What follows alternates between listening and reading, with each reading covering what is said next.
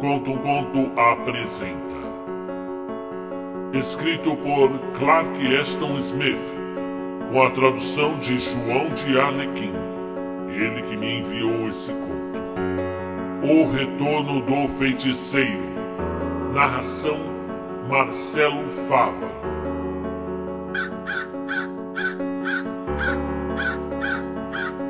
Eu estava desempregado há vários meses e as minhas economias já estavam a ponto de se extinguirem. Portanto, eu fiquei naturalmente contente quando recebi uma resposta favorável do Sr. John Carby, convidando-me a apresentar pessoalmente as minhas competências. Carby havia anunciado que precisaria de um secretário e determinava que os candidatos eles deveriam enviar com certa antecedência uma declaração prescrevendo suas qualidades. Prontamente escrevi em resposta ao anúncio. Carby era um ermitão erudito, era muito avesso a estranhos daquela longa lista de espera. Ele havia especificado todos os seus requisitos de forma muito sucinta, e estes eram de tal natureza que até mesmo as pessoas médias e bem-educadas não eram admitidas. Como é de se imaginar, muitos foram eliminados de antemão por serem, pelos padrões do Sr. Carby, inaceitáveis. Era necessário, entre outras coisas, conhecimento do idioma árabe, o que foi uma feliz coincidência, já que eu possuía um certo grau de erudição, de cuja localização eu tinha apenas uma vaga ideia.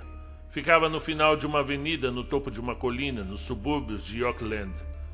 Era um grande casarão sombreado por antigos carvalhos e escurecido por um manto de era densa, que cresciam desenfreadas pelas velhas paredes de pedra. Havia também sebes de alfeneiro e arbustos por toda a parte. O lugar era separado das construções vizinhas por um terreno baldio, coberto de mato por um lado e um emaranhado de vinhas e árvores do outro, que cercava as ruínas negras daquela construção melancólica.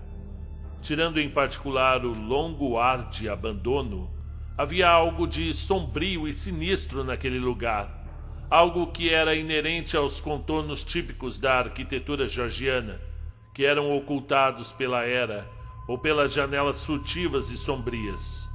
Os arbustos estranhamente extensos e os estranhos formatos grotescos e completamente disformes dos carvalhos. De certa forma, a minha euforia tornou-se um pouco menos exuberante quando eu entrei no terreno e segui um caminho até a porta da frente, onde os arbustos começavam a se avolumar. Quando finalmente me vi na presença de John Carby, meu júbilo diminuiu ainda mais. Embora eu não pudesse dar uma razão tangível ainda para o calafrio premonitório seguido por uma sensação sombria e monótona de perigo, houve uma profunda submersão em meu ânimo. Talvez eu tenha sido, a biblioteca escura por onde ele me recebeu, tanto quanto o próprio homem. Uma sala cujas sombras bolorentas nunca poderiam ter sido totalmente dissipadas pelo sol ou pela luz da lâmpada. Pensando bem, deve ter sido isso, com certeza foi, pois o próprio John Carby era exatamente o tipo de pessoa que eu imaginava que ele fosse. Ele tinha todas as características de um estudioso solitário e pelo que eu sabia, havia dedicado pacientemente muitos anos de sua vida em pesquisas relacionadas a algum ramo desconhecido das ciências ocultas, estudando a fundo os eruditos desta área e publicando artigos teosóficos nas mais célebres e prestigiadas universidades pelo mundo. Ele era magro, curvado, com uma testa enorme e uma juba grisalha. A palidez mórbida da biblioteca estava em suas bochechas encovadas e bem barbeadas. Mas junto com tudo isso, havia um homem com os nervos em frangalhos, encolhido de medo e com uma desconfiança que era algo a mais do que uma timidez normal de um recluso. Havia nele uma apreensão incessante, uma apreensão que se revelava em cada relance de seus olhos febris com profundas olheiras escuras e em cada movimento de suas mãos ossudas. É muito provável que a sua saúde tenha sido seriamente prejudicada, principalmente pelos estudos excessivos, e não pude deixar de me perguntar a natureza desses tais estudos que o haviam transformado naquele desastre trêmulo. Entretanto, havia algo nele, algo talvez a largura dos seus ombros curvados e a ousada aquilinidade dos seus contornos faciais que dava a impressão de um homem velho, mas de grande força e vigor ainda não totalmente esgotados. A sua voz era inesperadamente profunda e sonora. Acho que você vai servir, Sr. Ogden, disse ele, depois de algumas perguntas formais, a maioria das quais relacionadas ao meu conhecimento linguístico e, em particular, ao meu domínio do árabe. Seu trabalho não será muito pesado, mas quero alguém que possa estar disponível a qualquer momento, se necessário. Portanto, você deve se mudar para minha casa. Posso lhe oferecer um quarto confortável e garanto que minha comida não irá envenená-lo. Costumo trabalhar muito à noite, então espero que você não ache os horários irregulares muito desagradáveis. Sem dúvida, eu deveria ter ficado muito feliz com a garantia de que o cargo de secretário seria meu.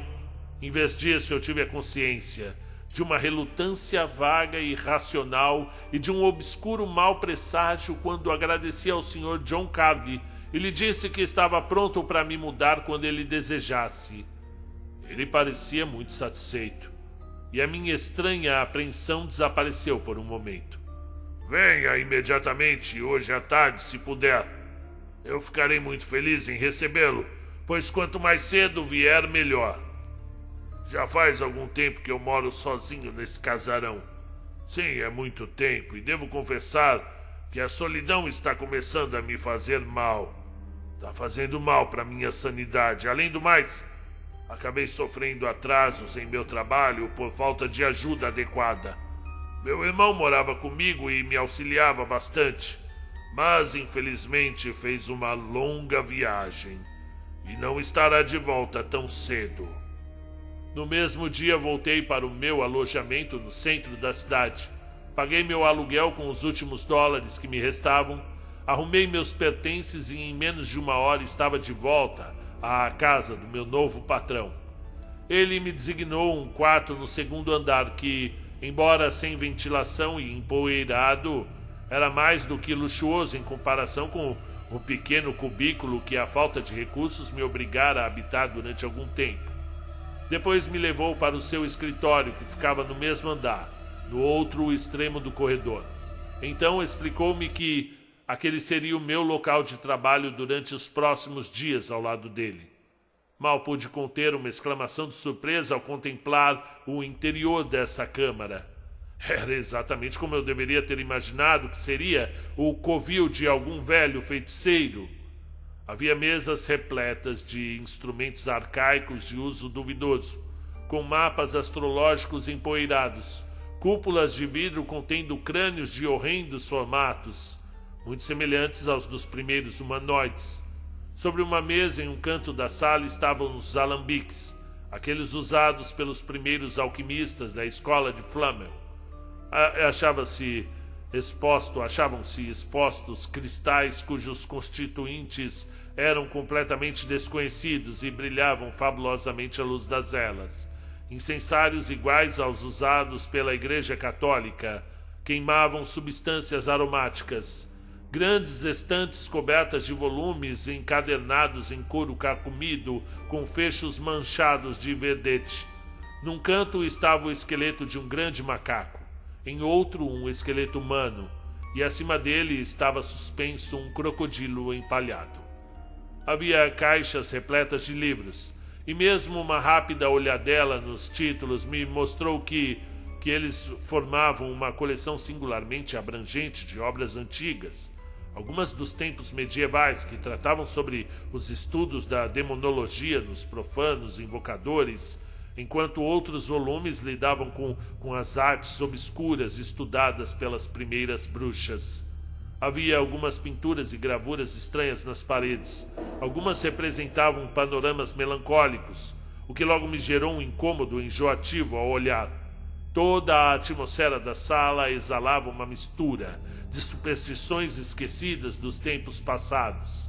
Normalmente eu teria um certo entusiasmo diante de tais coisas, mas de alguma forma muito específica, nesta casa solitária e sombria, ao lado do neurótico e atormentado Carby, foi difícil para mim reprimir um verdadeiro estremecimento.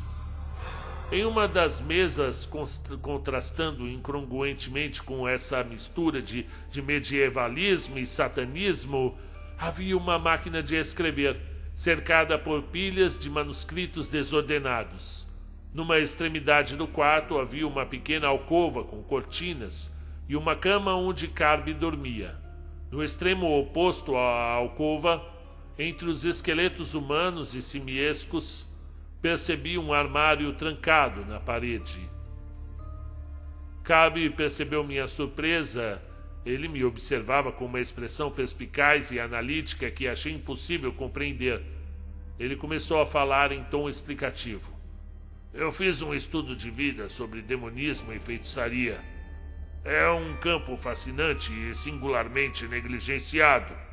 Agora estou preparando uma monografia, na qual eu tento correlacionar as práticas mágicas e a adoração de demônios de todas as épocas e todos os povos conhecidos.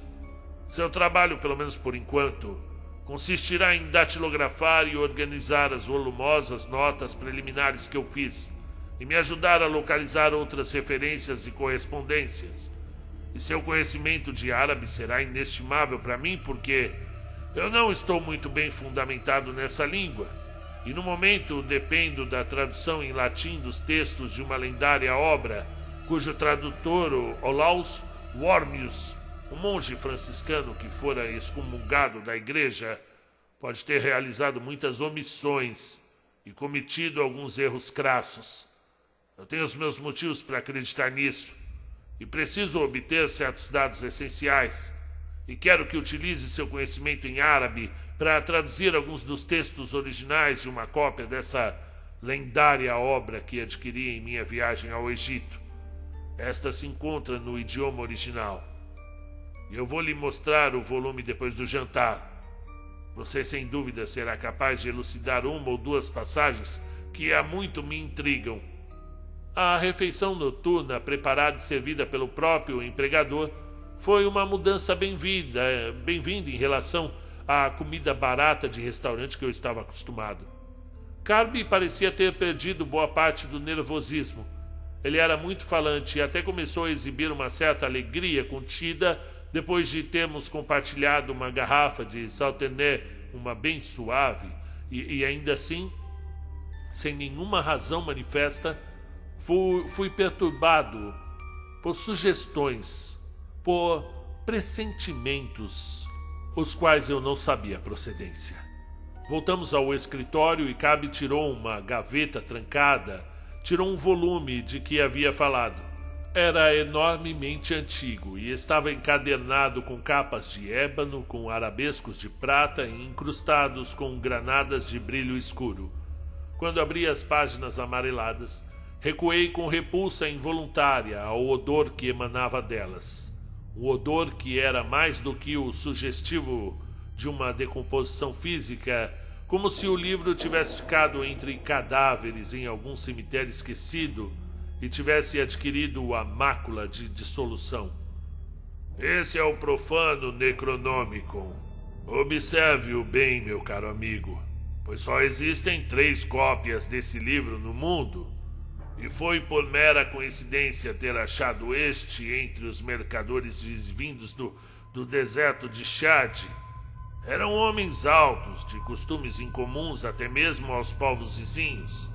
Eles saíam de suas aldeias de tempos em tempos para vender os seus produtos na cidade do Cairo. um deles trouxe consigo este exemplar e oferecia-o com persistência ao dono de um antiquário.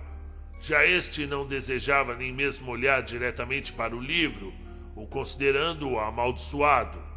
Eu estava analisando algumas relíquias em uma estante ao lado e observava os dois homens com muita atenção.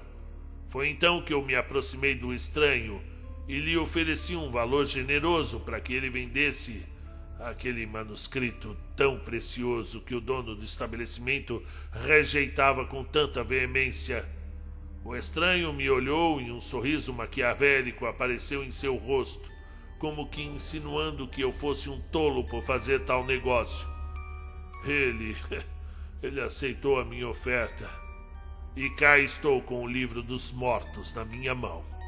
Eu já tinha ouvido falar desse volume fabuloso, raro e muito perigoso, mas nunca o tinha visto.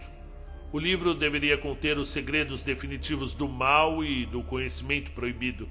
Além disso, o texto original, escrito pelo árabe louco Abdul al-Rashed, foi considerado inacessível. Infelizmente não posso dizer que Calbi teve sorte de achar aquela obra tão maldita. Os olhos do velho homem ardiam com uma luz febril quando ele pegou o antigo manuscrito de minhas mãos e o folheou até achar uma página específica que ficava na metade do livro. Indicou uma determinada passagem com o dedo indicador magro. "Diga-me o que você acha disso", disse ele num sussurro tenso e excitado. Decifrei o parágrafo lentamente, claro, com alguma dificuldade. Cabe me oferecer um lápis e papel e então escrevi numa versão aproximada em inglês. Depois, ao seu pedido, eu li em voz alta. "É verdadeiramente conhecido por poucos, mas não é um fato atestável, que a vontade de um feiticeiro morto tem poder sobre o seu próprio corpo e pode levantá-lo da tumba e realizar com ele qualquer ação que não tenha sido realizada em vida. E tais ressurreições são invariavelmente para a prática de atos malévolos e em detrimento dos outros. Mais facilmente o cadáver poderá ser animado se todos os seus membros permanecerem intactos. E ainda assim há casos em que a vontade superior do mago ressurgiu da morte os pedaços de um corpo cortado em muitos fragmentos e fez com que eles servissem ao seu fim, seja separadamente ou em uma reunião temporária, mas em todos os casos, após a ação ter sido concluída, o corpo volta ao seu estado anterior." É claro que tudo isso era provavelmente um jargão errôneo. Não foi aquela maldita passagem do Necronômico que me deixou amedrontado, mas sim aquele olhar estranho e doentio de total absorção com que o meu patrão ouvia. Aquilo me causou um profundo nervosismo e me fez estremecer violentamente quando, no final da leitura, ouvi um ruído indescritível e escorregadio vindo do corredor lá fora. Fiquei surpreso com a expressão de medo intenso em Calbi, tão intenso que suas feições haviam assumido uma expressão como se a de alguém que é assombrado por algum fantasma infernal, e de alguma forma tive a sensação de que ele estava ouvindo aquele barulho estranho no corredor, e não a minha tradução de Abdul al-Rashed. "A casa está cheia de ratos", explicou ele ao captar meu olhar indagador. "Eu nunca consegui me livrar deles, apesar de todos os meus esforços." O barulho que ainda continuava era o mesmo que um rato faria ao arrastar lentamente algum objeto pelo chão. E pareceu ficar mais próximo. Ouvi-se aproximar da porta da porta do quarto de Calbi, e então, após um intervalo, começou a se mover novamente, e então recuou. A agitação do meu patrão foi marcante. Ele ouvia com uma atenção temerosa e parecia acompanhar o progresso do som com um terror que aumentava à medida que se aproximava e diminuía um pouco quando o barulho parecia cessar. "Eu estou muito nervoso", disse ele. "Tenho trabalhado muito ultimamente, e este é o resultado. Até mesmo um pequeno barulho me perturba." O som já havia morrido em algum lugar da casa.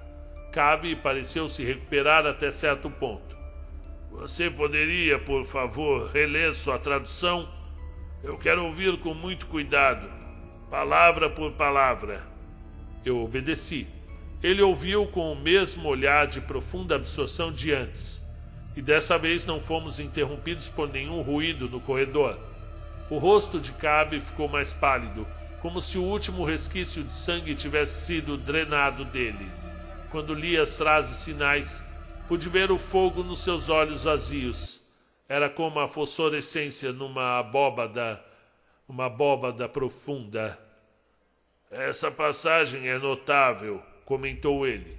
Eu tinha dúvidas sobre o seu significado com o meu árabe imperfeito e descobri que a passagem é totalmente omitida no latim de Olaus Ormius. Obrigado pela sua interpretação acadêmica. Você certamente esclareceu tudo para mim. Seu tom era seco e formal, como se ele estivesse se reprimindo e tentando conter um dilúvio de pensamentos e emoções incompreensíveis. De alguma forma, senti que Cabe estava mais nervoso e perturbado do que nunca, e também que a minha interpretação do Necronômicon havia de alguma forma misteriosa contribuído para o seu tormento. Ele tinha uma expressão medonha e taciturna, como se sua mente estivesse ocupada com algum tema indesejável e proibido. Contudo, parecendo se recompor, ele me pediu que traduzisse outra passagem. Esta acabou por ser uma fórmula encantatória singular para o exorcismo dos mortos, com o ritual que envolvia o uso de especiarias árabes raras e a entoação adequada de pelo menos uma centena de nomes de carniçais, de demônios. Ele me pediu para transcrever esse trecho minuciosamente e depois o estudou por um longo tempo, com uma avidez extasiada que era mais do que acadêmica. Isso também, observou ele, não está em Olaus Ormius. Depois de lê-lo novamente, dobrou o papel com cuidado e guardou-o na mesma gaveta de onde havia tirado o Necronômico. Aquela noite foi uma das mais estranhas que eu já passei em toda a minha vida. Enquanto ficávamos sentados horas após horas discutindo as versões daquele volume profano, percebi cada vez mais, muito claro, que o meu empregador estava com um medo mortal de algo. Ele temia ficar sozinho. Somente por isso mantinha-me perto dele e não por outro qualquer motivo. Ele sempre parecia estar esperando e ouvindo com uma expectativa de dor e tortura. Eu percebi que ele dava apenas uma mínima consciência mecânica a muito do que era dito. Entre os estranhos elementos ocultos na atmosfera daquela sala estava algum mal não manifesto, de horror incalculável. A parte racional da minha mente começou a sucumbir lentamente a um recrudescimento de sombrios medos ancestrais. Logo eu, que era um escarnecedor dessas coisas em meus momentos normais, estava agora pronto a acreditar nas mais funestas criações de toda a fantasia supersticiosa. Sem dúvida, por algum processo de contágio mental, eu havia captado todo o terror oculto de que Cabe sofria. Contudo, em nenhuma palavra ou sílaba o homem admitiu os verdadeiros sentimentos que eram tão evidentes em seu comportamento, mas falou repetidamente de uma doença nervosa. E mais de uma vez durante a nossa discussão, ele procurou insinuar que o seu interesse pelo sobrenatural e pelo satânico era totalmente intelectual, que ele, tal como eu, não tinha crença pessoal em tais coisas. No entanto, eu sabia infalivelmente que as suas implicações eram falsas. Ele era inteiramente movido e obcecado por uma fé real em tudo aquilo distante das explicações científicas, tudo que não poderia ser esclarecido pela lógica dos homens. Era um devoto de todos os fenômenos ocultos que ocorreriam em todos os mundos espectrais e, sem dúvida, por consequência destas pesquisas obscuras, acabou por ser vítima de algum desses horrores do imaginário. Porém, isto era apenas minha intuição, me dando algumas pistas sobre a possível natureza desse horror. Não houve repetição dos sons que tanto perturbavam meu patrão. Devemos ter ficado sentados até depois da meia-noite, com os escritos do árabe louco abertos diante de nós. Por fim, Carby pareceu perceber que já era muito tarde. "Receio ter mantido você acordado por muito tempo", disse ele se desculpando. "Você precisa ir dormir um pouco. Eu sou egoísta demais e esqueço que esses horários não são habituais para os outros como são para mim." Fiz o pedido formal para que ficasse um pouco mais, enquanto ele se retirava para a alcova. Era o que a cortesia exigia. Então disse boa noite e procurei meu próprio quarto com uma sensação de intenso alívio. Parecia-me que deixava para trás todo o medo tenebroso e toda a opressão que estava contida naquela câmara sombria. E apenas uma luz estava acesa na longa passagem. Ficava perto da porta de Carby. E minha própria porta, no outro extremo, perto do topo da escada, estava envolta em sombras profundas. Enquanto procurava a maçaneta, ouvi um barulho atrás de mim e virei-me para ver na escuridão um corpo pequeno e indistinto que saltou do corredor até o último degrau, desaparecendo da vista. É claro, eu fiquei terrivelmente assustado, pois, mesmo naquele vislumbre vago e fugaz, a coisa era pálida demais para um rato, e sua forma não sugeria de nenhuma forma de um animal. Eu não poderia jurar o que era, mas os contornos pareciam inominavelmente monstruosos. Todo o meu corpo estava tremendo de forma violenta, e ouvi na escada um som singular de batidas, como a queda de um objeto rolando de degrau em degrau. O som foi repetido em intervalos regulares até finalmente parar. E para minha própria segurança eu deveria ter acendido a luz do corredor, é claro, ter descido as escadas para verificar a origem daquele impacto antinatural. Qualquer pessoa, ao que parece, teria feito isso. Em vez disso, depois de um momento de petrificante latência, entrei no meu quarto, tranquei a porta e fui para a cama num turbilhão de dúvidas não resolvidas e de um terror abstrato que... Deixei a luz acesa, é claro, e fiquei acordado por horas, esperando momentaneamente a recorrência daquele som abominável. Mas a casa estava silenciosa. Silenciosa como um necrotério. No final, apesar das minhas contrárias expectativas, adormeci completamente e só acordei depois de muitas horas, completamente encharcado de suor e sem nenhum sonho. Bem, eram 10 horas, pelo que o meu relógio informava. Perguntei-me se meu patrão não teria me acordado por consideração ou se ele próprio não teria se levantado ainda. Vesti-me e desci, onde o encontrei esperando à mesa do café da manhã. Ele estava mais pálido e trêmulo do que nunca, como se tivesse dormido muito mal.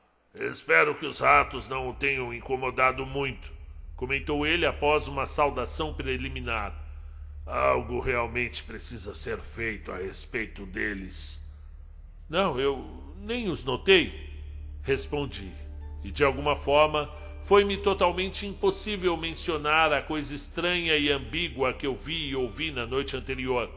Sem dúvida eu estava enganado, sem nenhuma dúvida, afinal, era apenas um rato arrastando alguma coisa escada abaixo. Tentei esquecer o ruído horrivelmente repetido e o lampejo momentâneo de contornos impensáveis na escuridão. Meu patrão me olhou com uma agudeza incrível, como se quisesse penetrar no mais íntimo de minha mente. O café da manhã foi péssimo, e o dia que seguiu não foi menos triste.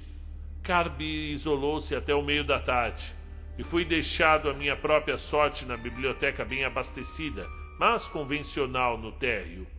O que Carby estava fazendo sozinho em seu quarto eu não conseguia imaginar. mas pensei mais de uma vez ter ouvido as entonações fracas e monótonas de uma voz solene. Imagens de figuras horrendas e intuições nocivas invadiram o meu cérebro, e cada vez mais a atmosfera daquela casa me envolvia, me sufocava com um mistério venenoso e miasmal. E eu senti por toda a parte a ninhada invisível de íncubos malignos.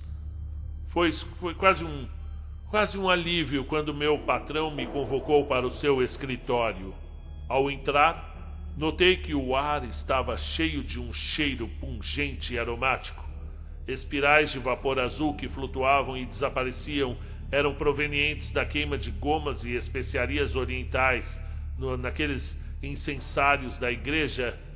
Um belo tapete Isfahan havia sido movido de sua posição perto da parede para o centro da sala, mas não era suficiente para cobrir inteiramente uma marca curva de cor violeta que sugeriu o desenho de um círculo mágico no chão. Sem dúvida, Carby estava realizando algum tipo de encantamento, e eu pensei na fórmula incrível que traduzia a pedido dele. No entanto, ele não ofereceu nenhuma explicação sobre o que estava fazendo. Seus modos haviam mudado notavelmente e estavam mais controlados e confiantes do que nunca. De um modo quase profissional, ele colocou diante de mim uma pilha de manuscritos que queria que eu datilografasse para ele. O clique familiar das teclas ajudou-me um pouco a afastar aquelas apreensões de um mal vago, e quase pude sorrir com a pesquisa e a fantástica informação contida nas notas do meu empregador, que tratavam principalmente de fórmulas para a aquisição de um poder proibido. Mas ainda assim, senti que estava em perigo. Havia uma inquietação vaga e persistente em minha mente. A noite chegou e depois da refeição voltamos novamente ao escritório.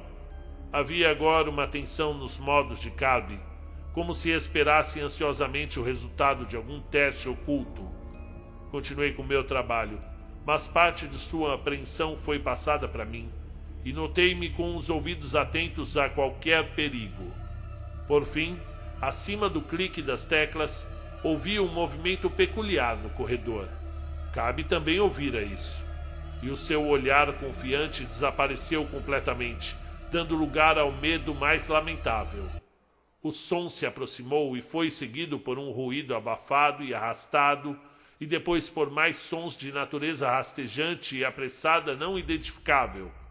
Com intensidade, às vezes, ela mudava, era bem variável. O salão estava aparentemente cheio deles, como se um exército inteiro de ratos estivesse carregando algum espólio de carniça pelo chão. E, no entanto, nenhum roedor. O número de roedores poderia ter feito tais sons, ou poderia ter movido algo tão pesado quanto o objeto que vinha atrás dos demais. Havia algo na natureza daqueles ruídos, algo sem nome ou definição, que causou um arrepio em minha espinha. Bom Deus! O que é todo esse barulho? Gritei. Eu estava vindo quase às lágrimas. Os ratos! Eu lhe digo que são apenas os ratos!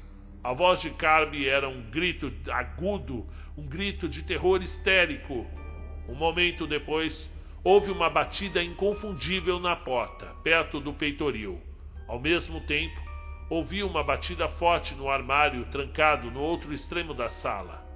Carby estava de pé, mas acabou por desatar sobre a cadeira, completamente inerte. Suas feições estavam pálidas como o leite e o seu olhar era paranoico de tanto medo. A dúvida e a tensão do pesadelo tornaram-se insuportáveis.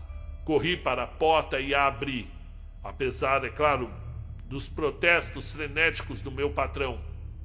Eu não tinha ideia. Não tinha ideia do que encontraria quando cruzei o parapeito e entrei no corredor mal iluminado. Quando olhei para baixo e vi aquilo que quase havia pisado, meu sentimento foi de espanto doentio e náusea, aquela náusea repugnante. Era uma mão humana que havia sido decepada do pulso. Uma mão ossuda e azulada, como a de um cadáver enterrado por uma semana. Havia mofo de jardim nos dedos e sob as unhas compridas. A maldita coisa havia se movido. Ela havia recuado para me evitar e rastejava pela passagem como um caranguejo. Eu, acompanhando-o com o olhar, vi que havia outras coisas além dele, uma das quais que eu reconheci como um pé de homem, e outra como um antebraço. Eu não ousei olhar o resto porque todos se moviam lentamente. Uma horrível procissão funerária. Eu não consigo descrever a maneira como se moviam, mas era insuportável ver a vitalidade daquelas coisas. Era mais do que a vitalidade dos vivos e inteiros. O ar estava carregado com um fétido odor de carniça. Eu desviei os olhos e voltei para o quarto de Cabe, fechando a porta atrás de mim com a mão trêmula. Cabe estava ao meu lado com a chave. Enfiou prontamente na fechadura e girou com dificuldade para finalmente trancar a porta. Seus dedos estavam paralisados e eram tão fracos quanto os de um velho. "Você os viu?" ele perguntou em um sussurro seco e trêmulo. "Em nome de Deus, o que isso significa?" A minha voz era agora tão paranoica quanto a do velho homem. Cabe voltou para sua cadeira cambaleando. Estava visivelmente fraco e desapontado. Suas feições estavam atormentadas por algum horror interior, e ele tremia visivelmente como um paciente com febre. Sentei-me numa cadeira ao seu lado, e então finalmente ele começou a gaguejar. Aquela confissão inacreditável, meio incoerente, é claro, com balbucios inconsequentes e muitas interrupções e pausas. "Ele é mais forte do que eu. Ele é mais forte. Mesmo na morte, mesmo com o corpo desmembrado pelo bisturi do cirurgião e pela serra que eu usei. E eu usei uma serra. Achei que ele não poderia voltar depois disso. Depois de eu ter enterrado suas partes em uma dúzia de lugares diferentes. No porão, sob os arbustos, ao pé das eras. Mas o Necronômico estava certo. E Helman Carby sabia disso. Ele me avisou antes de eu matá-lo. Ele me avisou. Ele me disse que podia retornar. Mesmo naquelas condições ele podia. Mas eu não acreditei. Eu odiava Helman e ele também me odiava. Ele alcançou o poder, ele alcançou o conhecimento superior e foi mais favorecido pelos escuros do que eu. E foi por isso que eu o matei. Meu próprio irmão. Era uma irmandade tanto no sangue como no serviço a Satanás e todos aqueles que existiram antes dele. Estudamos muito por muitos anos. Havíamos celebrado juntos a missa obscura, a missa negra e possuíamos os mesmos amigos da seita. Mas Helman Carby havia se aprofundado no oculto, no proibido, onde eu não poderia segui-lo. Eu o temia e não pude suportar a sua supremacia.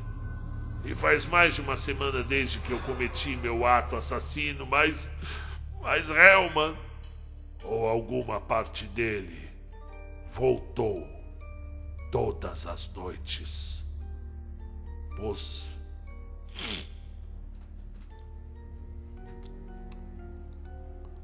Por Astaroth, suas malditas mãos rastejando pelo chão, seus pés, seus braços, os segmentos de suas pernas cobrindo as escadas de uma forma inominável para me assombrar. Por Lúcifer, seu torso horrível e sangrento à espreita, eu lhe digo, suas mãos têm vindo durante o dia para bater e tatear a minha porta. e eu tropecei em seus braços no escuro. Isso foi horrível, mas é uma desgraça.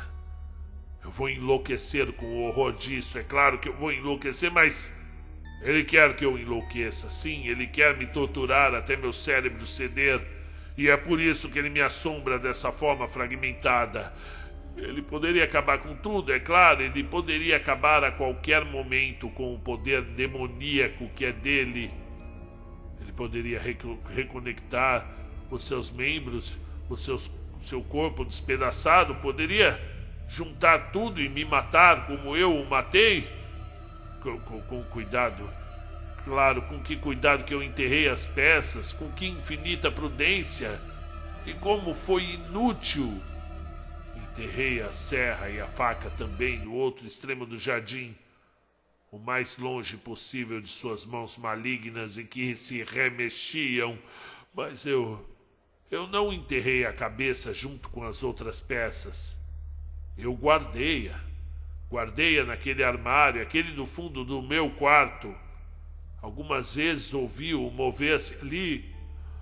Eu ouvia a cabeça dele se mover, como você ouviu há pouco. Mas ele não precisa da cabeça. Sua vontade está em outro lugar e pode trabalhar de forma astuta através de todos os seus membros. Claro que eu tranquei todas as portas, tranquei as janelas à noite quando descobri que ele estava voltando, mas não fez diferença. Tentei exorcizá-lo com os encantamentos apropriados, com todos aqueles que eu conhecia. Hoje experimentei aquela fórmula ensinada no maldito Necronômico que você traduziu para mim. Eu trouxe você aqui para decifrar os textos daquela obra. Além disso, eu não suportava mais ficar sozinho, e eu pensei que poderia revigorar meu ânimo e se houvesse mais alguém nesse casarão decrépito para me ajudar, mas essa fórmula era minha última esperança. Por um momento eu acreditei que isso iria segurá-lo, pois era um encantamento muito antigo e terrível, mas, como você mesmo pôde ver, é inútil.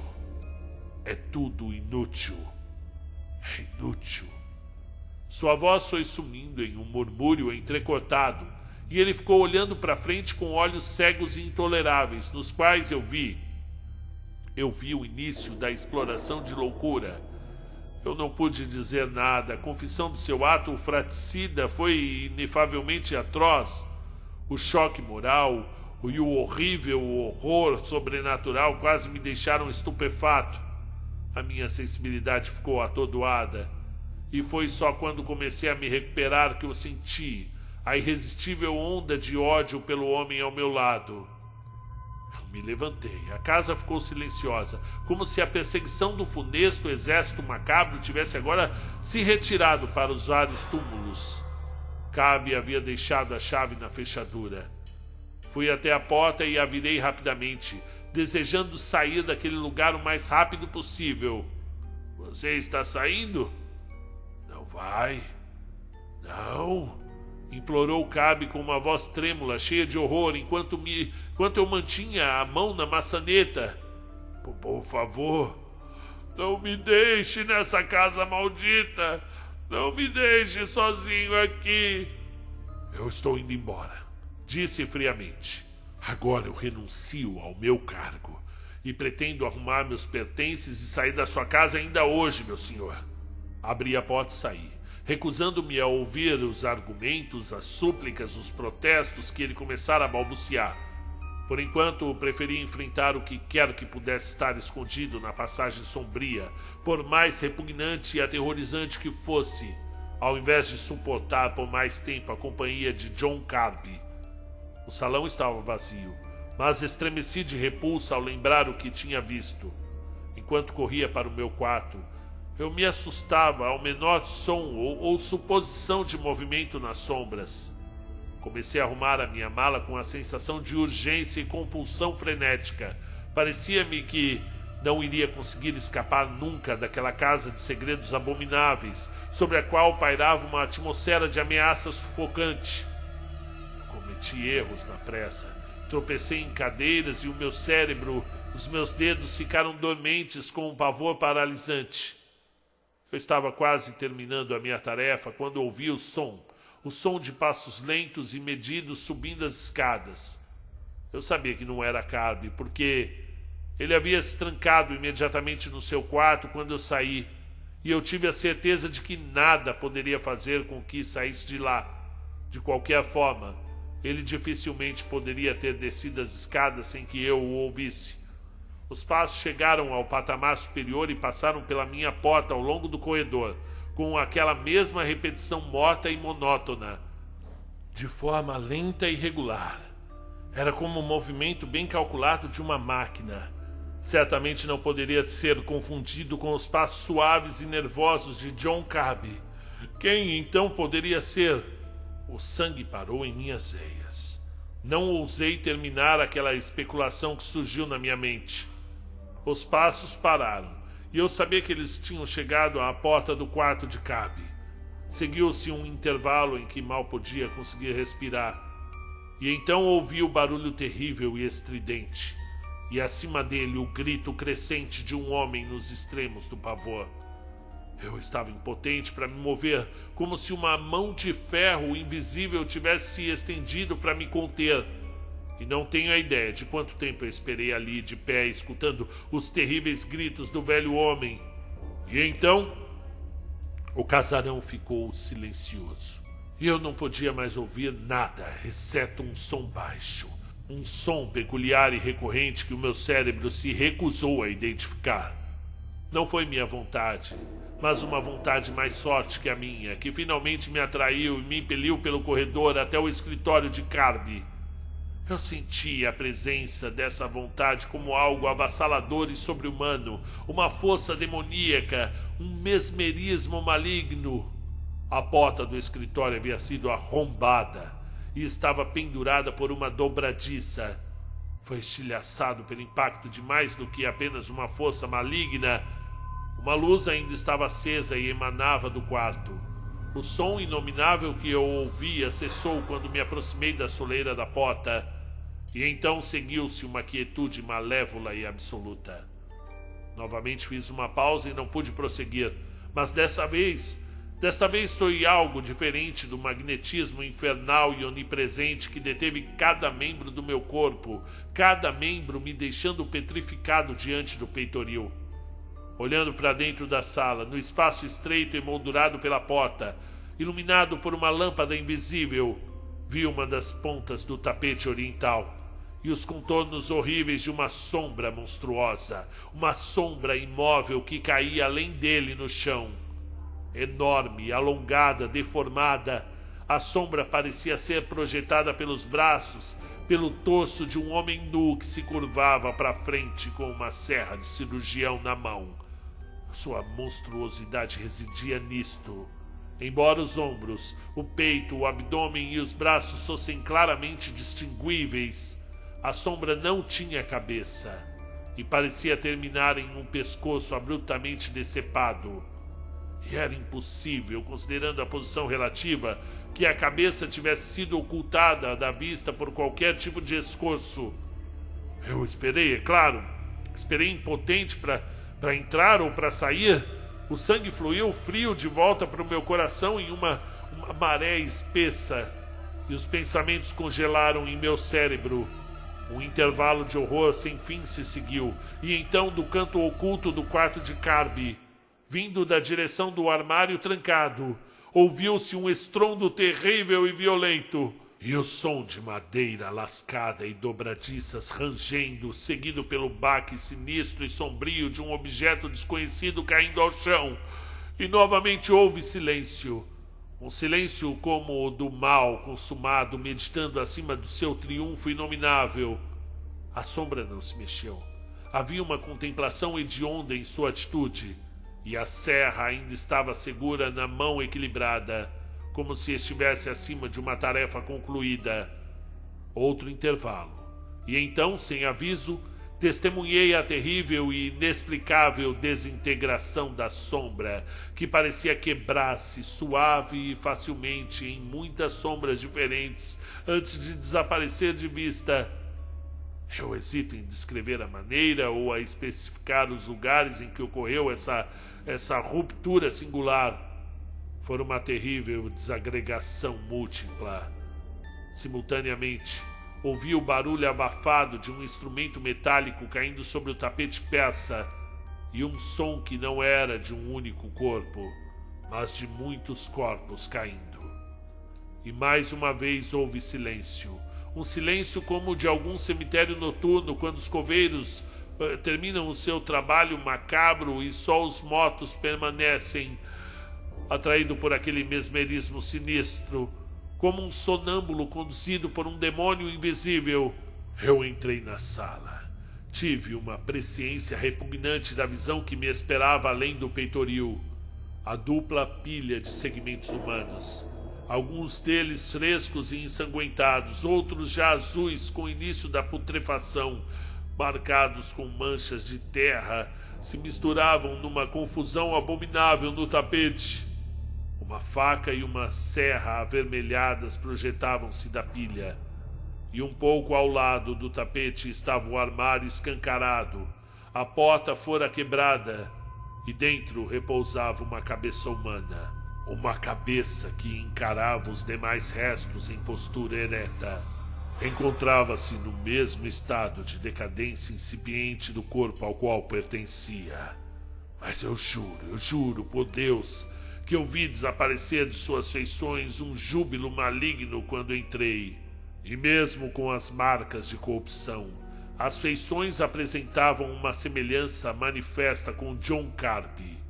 E era evidente que tal rosto análogo só poderia pertencer a um irmão gêmeo. As terríveis inferências que sufocavam meu cérebro como nuvens obscuras e pegajosas não devem ser escritas aqui. O horror que eu contemplei e o horror maior que eu supus teria envergonhado as enormidades mais repulsivas do inferno em todos os seus abismos congelados. Houve apenas uma atenuação e uma misericórdia. Fui obrigado a contemplar apenas por alguns instantes aquela cena intolerável. E então, de repente, senti que algo havia se retirado da sala. O feitiço maligno foi quebrado. A vontade avassaladora que me mantinha cativa desapareceu. A coisa maligna finalmente libertou-me, assim como libertou o cadáver desmembrado de Helman Carne. Eu estava livre para ir. Fugi correndo daquela câmara medonha, tropeçando através dos cômodos escuros do velho casarão, em direção às trevas da noite que me esperavam lá fora, cheias de loucura e de horror. E agora com vocês. Não me mate! Eu sou apenas o narrador.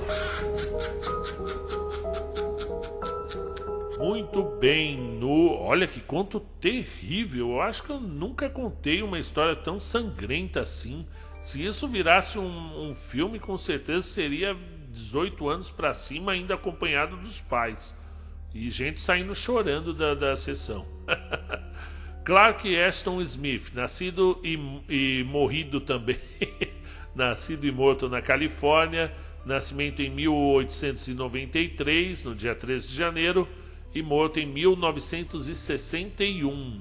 Foi um contista, poeta, pintor, escultor americano, o poeta da Earth, né, quando a gente fala assim, das Earth Tales, né, desfrutou de grande prestígio no início da sua carreira, porque ele era um amigo e correspondente, não só por isso, é claro, mas também amigo e correspondente de Howard Phillips Lovecraft, e junto com ele contribuiu muito para o universo literário que seria conhecido, né, como os mitos de Cthulhu, né? E foi isso, gente. Ele recebeu uma carta de Howard Phillips Lovecraft que se declarava, isso em 1922. Fala, eu sou seu fã, dizia o Lovecraft, né? Se declarava fã do Ashton Smith, e aí iniciou-se uma farta correspondência, uma farta colaboração entre os dois escritores, e somente em 1933 iniciou correspondência com o Robert E. Howard, né? o criador do Bárbaro Conan, e assim se formou o triunvirato da revista Weird Tales, né?